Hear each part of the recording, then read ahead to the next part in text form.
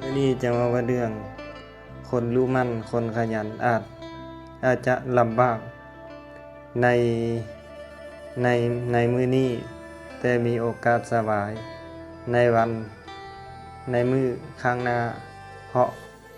ราะได้ขยันรู้มั่นและรักษาทรัพย์ไว้รักษาทรัพย์สินไว้ส่วนคนขี้คร้านคนขี้เกียจอาจจะสบายในมื้อนี้แต่มีโอกาสดังบาปในมื้อข้างหน้าเพราะบ่ได้เตรียมตัวไว้การสร้างฐานการรู้มั่นขยันหา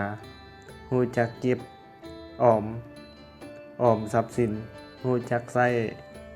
และคบเพื่อนหมู่ที่ดีเป็นหลักประกันสำหรับอนาคตการประกอบอาชีพสนับสนุนให้ทุกคนตั้งใจเฮ็ดทำมาหากินด้วยสัมมาอาชีวะเลี้ยงชีพอย่างซื่อสัตย์ทุจริตบ่คดโกง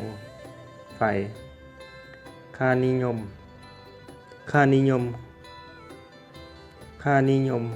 ครอบครัวย้ำเตือนว่าพ่อแม่สอนให้เฮาทำมาหากินด้วยความทุจริตบ่ไปซอกกงผู้ใดกินทั้งสุดท้ายนี้ให้กำลังใจทุกท่านทุกคนในการทำงานในการเฮ็ดเวียกทำงานใน ในมื้อนี้ด้วยความตั้งใจและมีสติหวังว่าสุปานิหวังว่าคลิปนี้จะเป็นประโยชน์แก่ทุกท่านหากต้องการใช้